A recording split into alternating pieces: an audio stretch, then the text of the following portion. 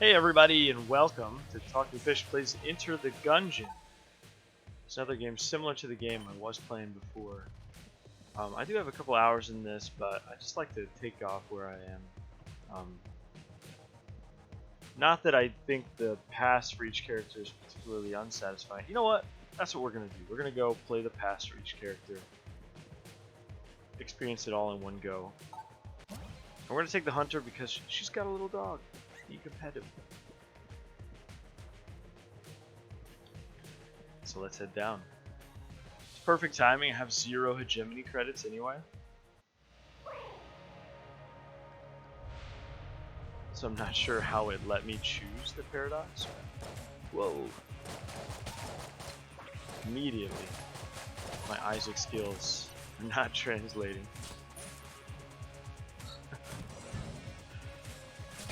This is another game that I have quite a few hours in on the Switch, but I haven't played on PC too much. So I'm going to be playing on gamepad. I know a lot of people out there hate gamepad, but when you grew up playing on the Duke, massive original Xbox controller, it's just something really nice about having a good solid controller in your hands. Get used to the way it feels, the way you interact with it. I don't know, how many of you are PC gamers and you don't really like using the mouse and keyboard? Personally, I don't think it's super ergonomic. I'm really conscious of how my hands feel all the time. This may not be something that you consider too much, but I've said before, right now I make a living cutting meat, so I'm constantly stressing the crap out of my hands. Holding a knife, you know, with my absolute maximum grip force all day. What's that? Oh, why do I use max grip force? Well, I don't know. You think I do it consciously? No, it's probably subconscious existential fear gripping me. Forcing me to preserve the integrity of the skin on my fingers, you know.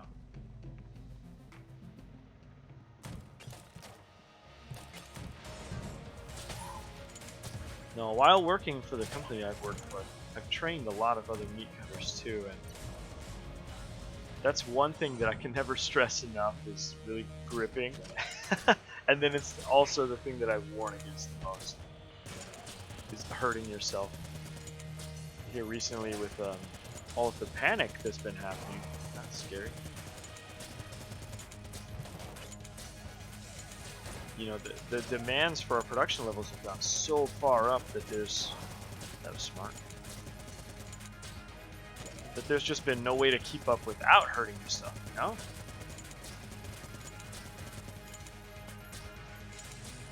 Well, at least there's no way to continue giving the service that we do. You know, we would just have to run out of stock and do what we can. For some people that's enough, but I kind of feel like you should always push your limits. You should always strive for more. Whenever you settle, whenever you feel like you've made it, that's pretty much when you know you've lost.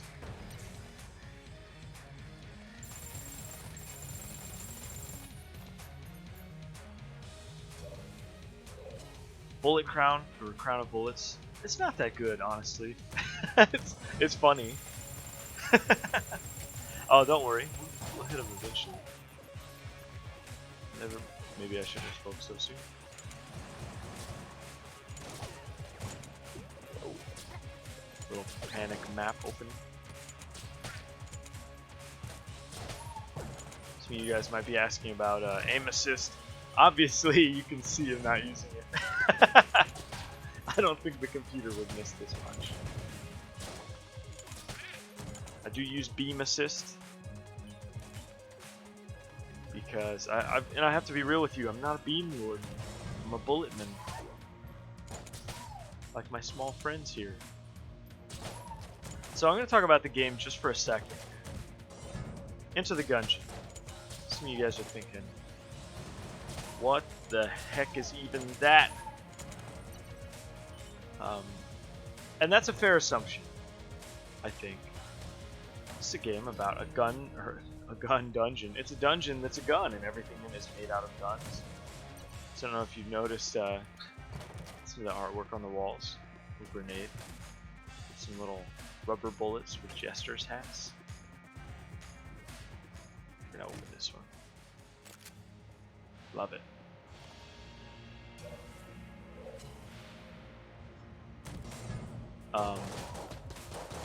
So the whole thing here is you can't really escape the Gungeon. The game's not called Escape the Gungeon. That's a different game. Come on. Spoilers.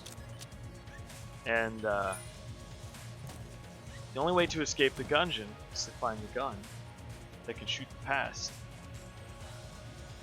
You do that by beating the drag gun at the end of the game. And here's the kicker. What good is a gun without bullets? So you need a bullet that can shoot the past too. Which you create via bringing some special materials to the gunsmith at the very end of the game.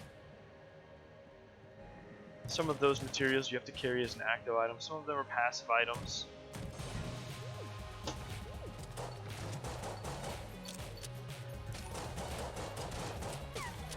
We got a little fiasco in the background.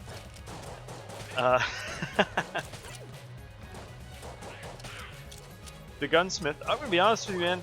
That gunsmith, she does not seem stoked to be making bullets and stuff down there. She also uses an anvil, and I don't know how many gunsmiths tippy tap on anvils with hammers to make guns. It seems like maybe the tolerances would need to be a little higher than what you could achieve by smacking on a 120-pound piece of metal with a 5-pound piece of metal, but you know what? I'm sure stranger things have happened.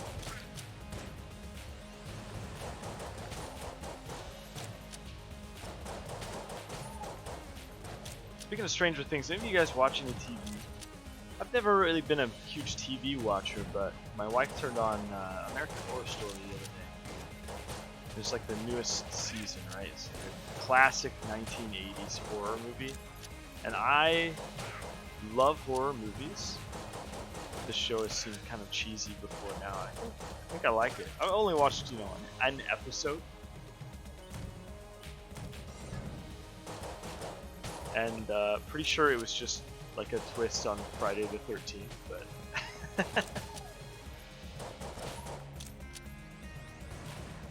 oh, get out of here.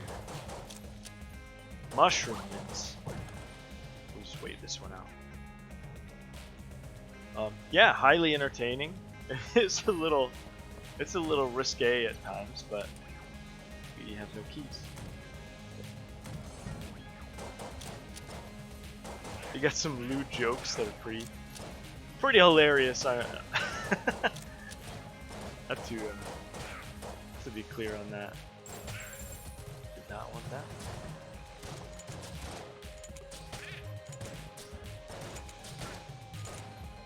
So some of you might be thinking, what's up with all these bullets, man?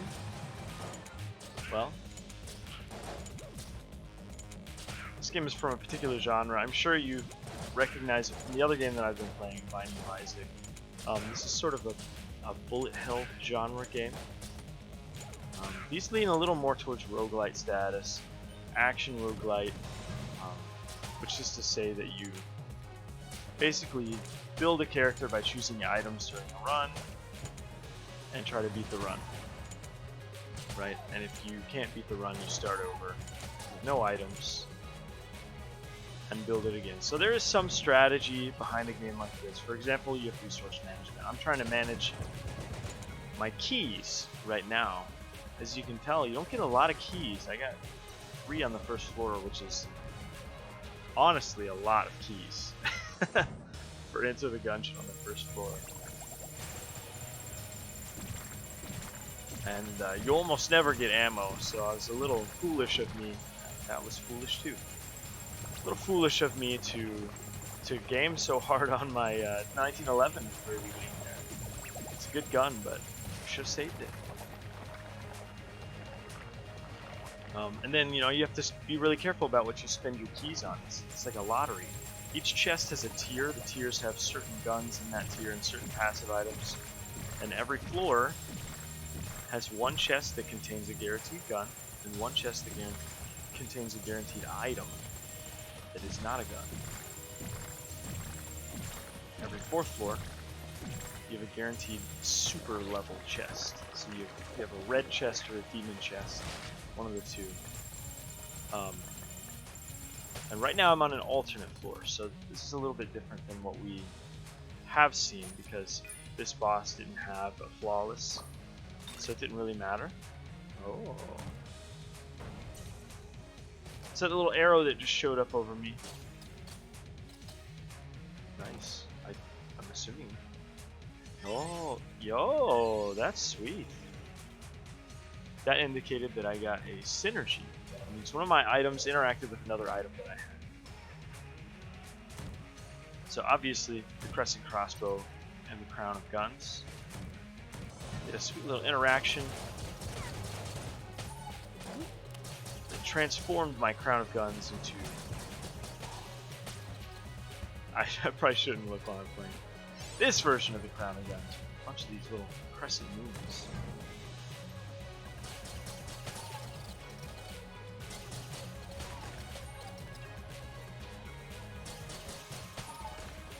But right now, this is definitely my best gun, so I'm just going to go ahead and use it while I got it. There's a couple of different methodologies behind approaching playing Gungeon. One of them is just to run into every shot, you know? The bullets can't miss if you don't give them a chance to miss. And we've got a gun muncher here. I'm going to trade 2 of the guns that I currently have for a mystery gun. I'm going to give my 2 lowest tiered guns, hopefully get something a little bit better. Now see on the top left there, it's the sling. So no matter what I get, I now have a boss gun. The sling is one of the best boss guns in the game. Just an excellent weapon against bosses. And then this would be used for rooms like this, and then we have our crescent crossbow against single enemies. Now, the reason why I like this crown, the crown of guns, is this. This indicates a secret room, and that only happens if you shoot a wall with non-infinite ammo. So I've got this rusty sidearm here, it's got infinite ammo. It'll never show you the secret room. I have to use a gun that does have depleting ammo. And that's pretty good. Ring of Miserly Protection. It's going to give me 2 extra hearts for now. The second I spend money, though, those hearts are gone. So later on, if I get a chance, we might try out the RNG department. Might even try the Abbey of the True Gun, which is another alternative floor. It's honestly not one that I play often. I hate the boss. There's a boss from the first floor called the Bullet King. He's not too bad. The Abbey of the True Gun has an older version of him. He has his own steward that'll rush you and shank you if you're not careful. And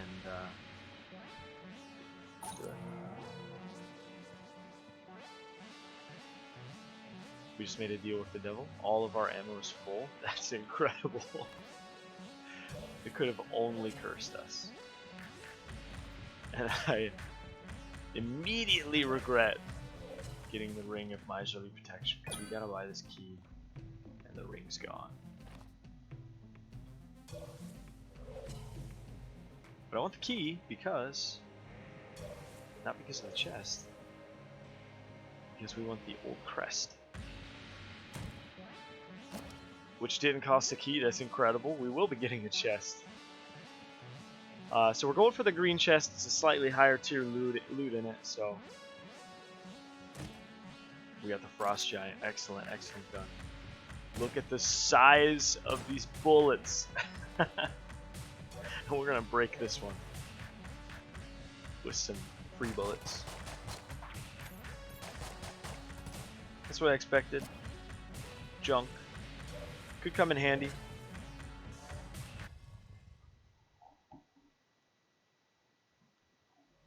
So if you don't know anything about this game, it's a game that came out a couple years ago by Devolver Digital. It's a really excellent studio.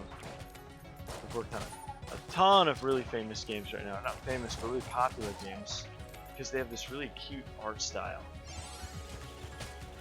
Right? They're really revitalizing this kind of 16-bit genre and making it smooth playable, making it work on modern hardware. They're really making an appeal to modern consumers too.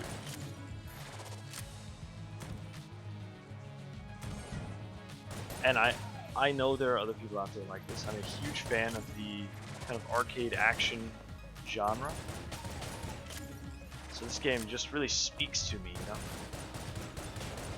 Blast it. From the grave!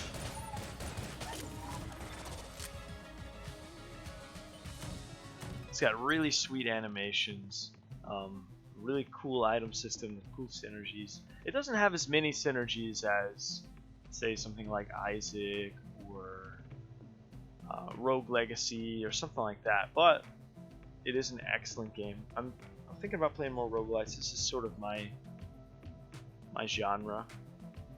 It ticks as many boxes for me as any game does, really. So we may see videos of me and my wife playing Streets of Rogue. It's a really cute mission-based game where you venture through a city trying to affect the mayoral election by completing these missions on each floor. Anything from assassinations to picking up muffins. It's just like real life. Whoa. We've done it. Always checking that first, boys. My skills were unnecessary. We got a little jammed enemy over here. I'll deal with you. You'll notice he's a little bit faster. His bullets are a little bit redder. He's a little bit scarier. Just double damage. Because we're cursed.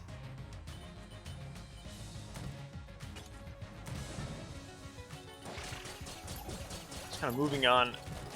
Some of the first impacts of everything that's going around right now is finally touching my life. I say finally as if like I was waiting for it, but what I really mean is I've been fortunate so far in that I haven't really been in contact with anyone who has even had a chance to be in contact with it, And now, oh, cigarettes. We're gonna go Full Metal Jacket. Full Metal Jacket's a really excellent defensive item. And now, one of my coworkers is on leave of absence. He's not coming to work. Very cryptic. Doesn't talk to anybody. And I know he's had issues with his lungs recently. He had some pneumonia and he coughed a hole in his lung.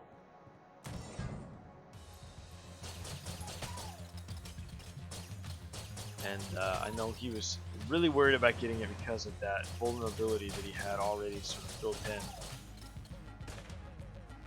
You'll never hit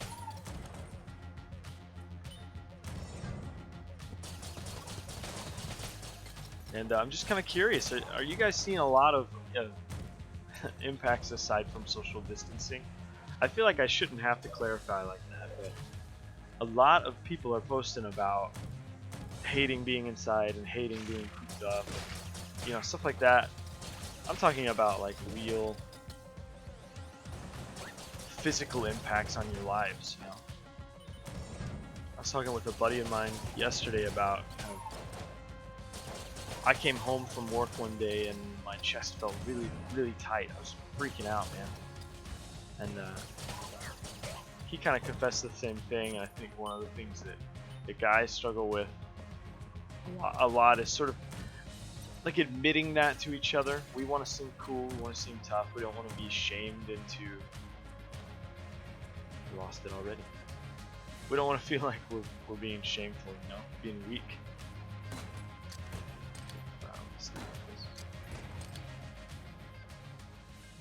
Told you. So he and I were talking about kind of like how anxiety is playing into this, because you get like false positives. Is that what I want to do? Yeah. And we've already spent it because I'm a genius. So Amoconda, incredible. Hardest boss in video games? Go away! I'm gonna go silent mode here for a second. See if I can get a flawless out of this guy. Go.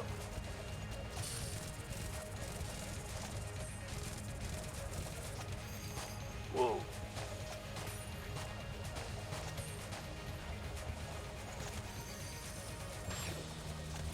I'll let him have it.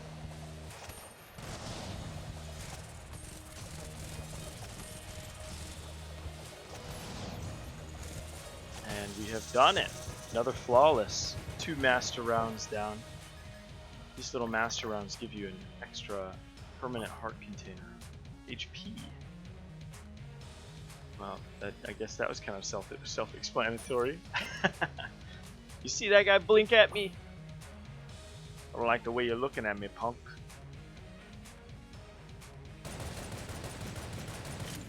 Blast him. Just absolutely destroy. Oh no, he's a genius. I got the snowballer. I got the SAA. It's a really cool gun. Bouncy bullets. We do have 1 blank. This is my guess right here. Have I already guessed? Nope. Okay. Spend all my money on the Nod key. 755 casings to go. It's really not that bad, honestly. I usually get to this floor with about 100 casings. I've been spinning fast and furious to get the sling and some keys. So, all in all, not doing too bad. Forgot I was going to use this one. Ah, man. We're doing a rat run.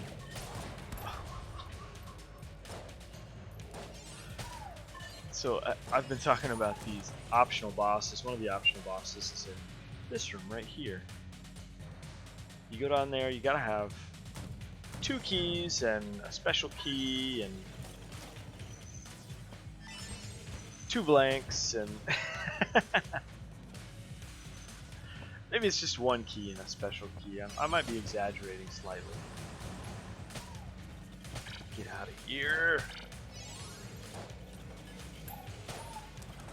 You know what? We're overdue.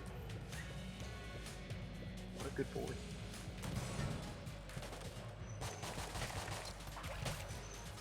You'll notice it looks like I'm intentionally shooting away from the enemies, but I'm doing a lot more damage whenever I bounce it off the wall. It's one of the kind of quirks of this specific gun.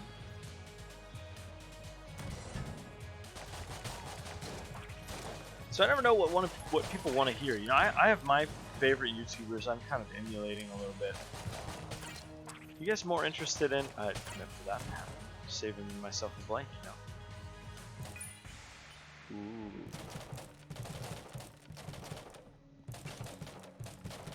All right, I'll start here. Machine pistol, excellent. He leaves it all to me. Not breathing. We're not breathing. Okay. The big unknown is hidden. Big unknown is hidden. Blast. Whoa.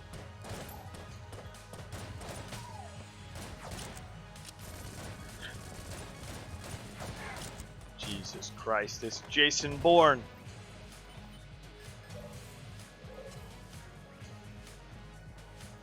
So like I was saying, you into the commentary more, or the gameplay? I'm going to start featuring new games on here. I'm going to start trying to feature clips or VODs from my Twitch channel. Thinking about streaming Doom Eternal, but what do you think? I'll leave it up to the audience if you guys are interested.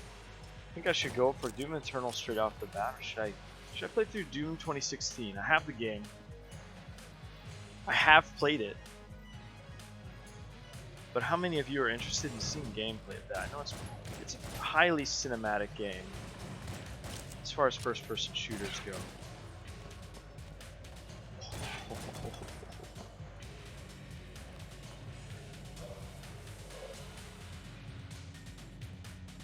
But I'm interested to hear you guys' input, because everybody is kind of, they're here looking for something different. I know I shouldn't necessarily always tailor my style, but here's the thing.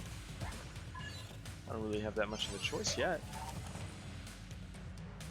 Who am I? Markiplier?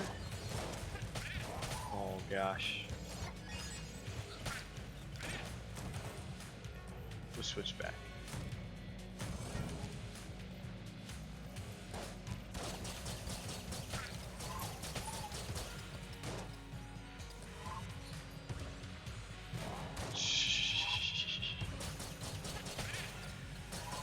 What am I doing?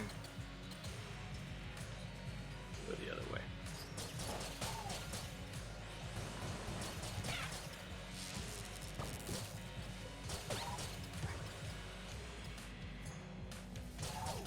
Get a little bit of silent focus there for a second.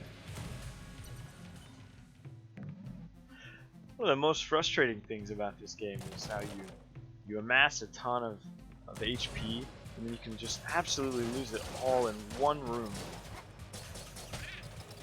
You get just the wrong mix of enemies, you get a jammed enemy in exactly the wrong place, and it's all over. I have been playing a game called Ether Loop, and I do definitely prefer this style where you get half-heart damage. It's a little more incremental. The damage feels more, or the health seems more significant. Ether Loop is a lot like this, except you take whole heart damage. Isn't that wild?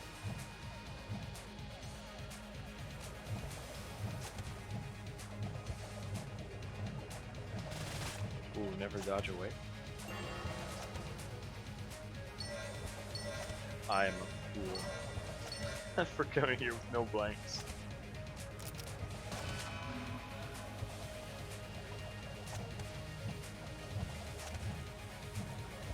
So until now, I think we've been playing pretty well. I don't even think we've played that poorly in this boss battle. This is just a really tough one. Anybody who's played a significant amount of Gungeon knows that the Mind Flayer is pretty much the lowest roll you can get on this floor. You'd much rather see Cannonball Rug. I'd much rather see yourself on screen too. Which one is he?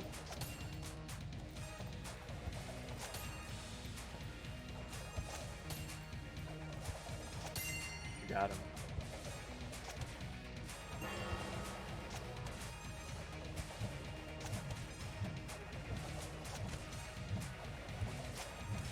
I'll say if I was doing an interview right now and asked me what one of my biggest advantages would be, why you should hire me, definitely my advantage would be focus.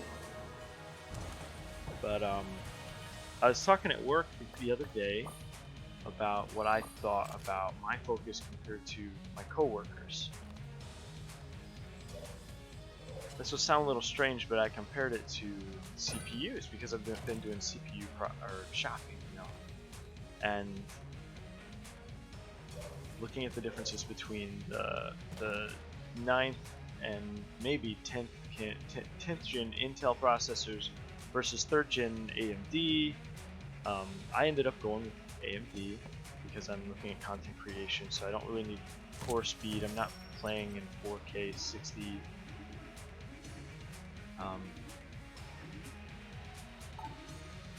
But I was trying to make an analogy for my coworker, right, about how I'm able to focus on what I'm doing to such a high degree. And I said, you know, maybe it's just that I have really high single core speeds. You know, I'm able to focus on one thing really well, and able to process information on that one thing.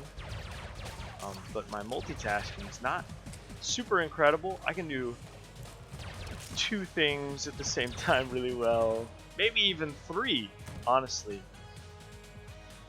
Whenever it comes to playing a game and all the things that are entailed in playing a game and then talking at the same time, it's a little bit of a struggle, you know. A lot of people usually are not playing with this level of pressure whenever they're hanging out playing video games. What a good boy.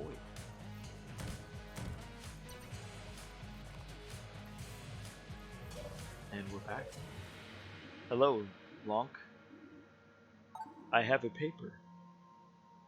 And you gave me a shotgun shell that shoots shotguns, that shoot shells.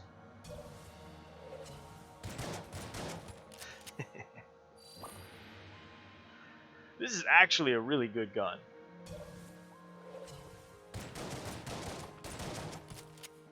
And Junkin? Nope.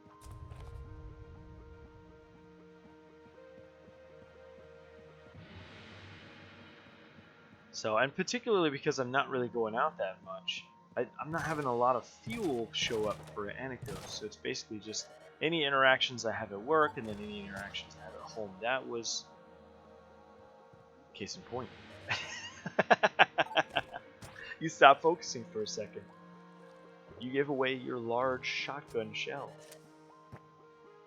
Oh, it was the least you could do.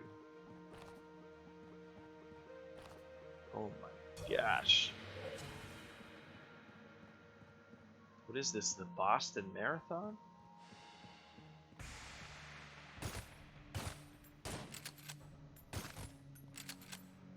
Well, that was worthwhile.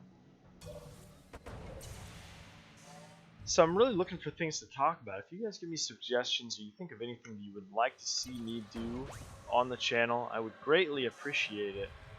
It would go a very long way towards helping me create content that people are really interested in watching. Because I realize if I want to get anywhere doing this, I have to run it like a business. And you can't just start a business and say, this is what I have, hopefully that's good enough for you, you know? You have to market, you have to actually create products that people like.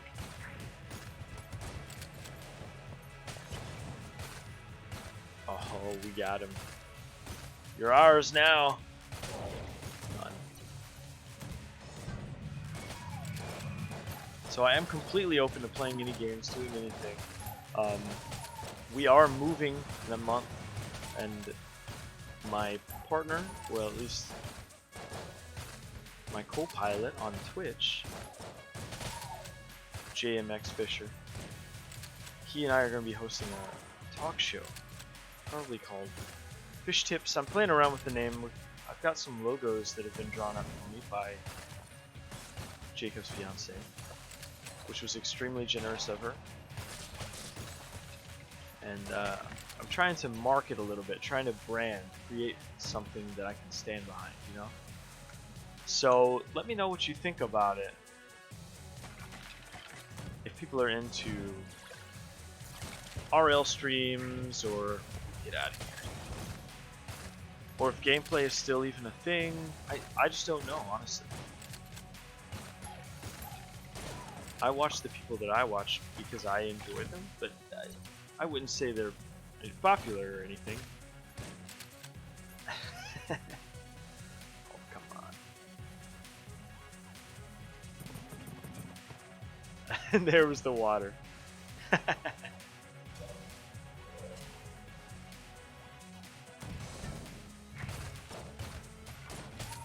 Oh, that's a good boy right there. You guys notice how little man there with the cape, he's just being a good lord. He's now shooting at me. And how other enemies will still spawn. He's a good man. He's a good man. Goodest I ever saw. We're just gonna let him hang out. Don't walk in.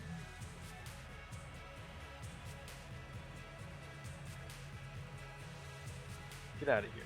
Go on, get. Go.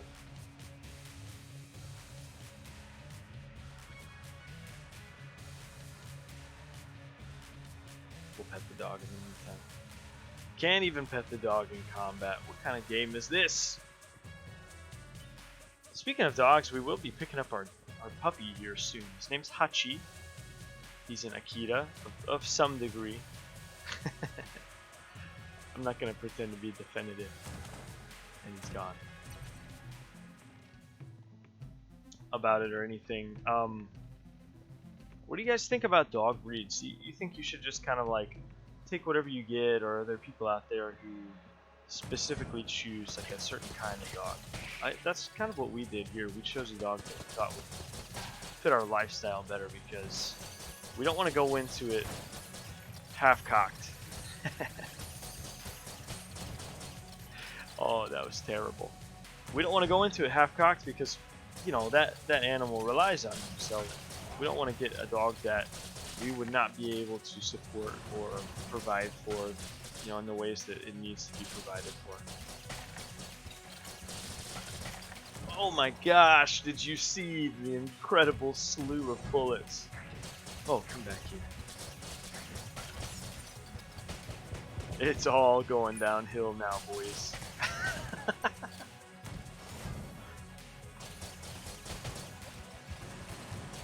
I don't even know what's hitting me now. Mostly because I'm not even looking. Get out of here, dude.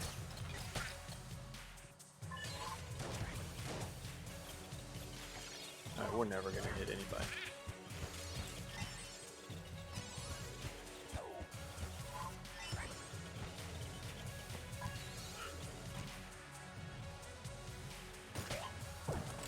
We've done it.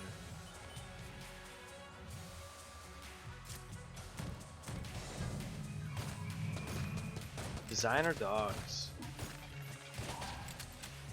So many of you may not know, I'm actually from Southeast Missouri, and every time I say that outside of Missouri, people go, "Oh, like the show Ozark?" Yeah, you know, pretty much.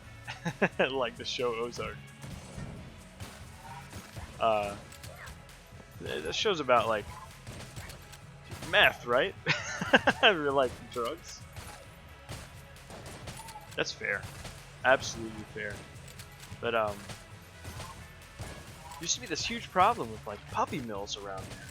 I think it's just because there's not really any like active law enforcement that far out in the middle of nowhere. It's not like the cops are patrolling the 2 houses that are on a single county road, you know. And I'm gonna be honest, I don't even, is it illegal? I know it's like animal abuse, but people try to game laws so much that it's tough to tell nowadays. Like what you'll actually get arrested for and what you won't. I feel like people get arrested for like silly stuff, and then on the other hand, people get away with crazy stuff.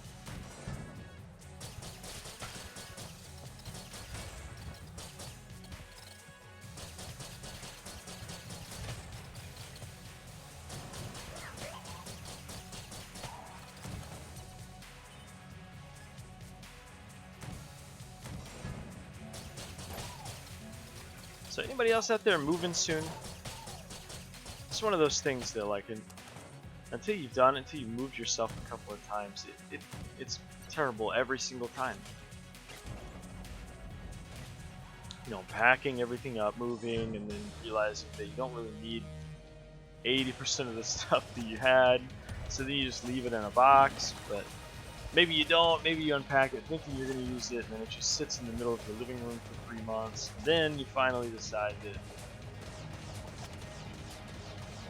maybe you shouldn't have asked for that extra emulsion blender for Christmas, and then you're finding stuff that you got on your wedding registry. You guys have any strategies for that?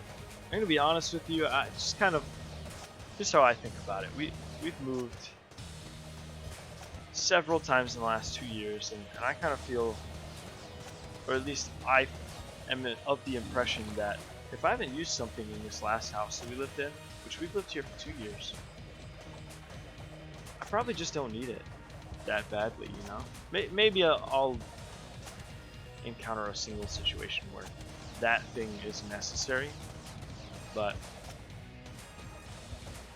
I don't know, what do you guys think? Do you highly organized about moving? Because I have to be pretty clear. Like, I'm highly organized about absolutely inconsequential things. And then stuff that matters, wow, we're gonna lose it here. Stuff that matters, I just, play it by ear. Anyway, terrible gameplay, but hopefully you enjoyed it. If you did, please consider liking and subscribing to my channel. Leave a comment if you have any suggestions or any answers to any questions I've asked during the video. As always, thank you for watching, and I'll see you in the next video. Bye-bye.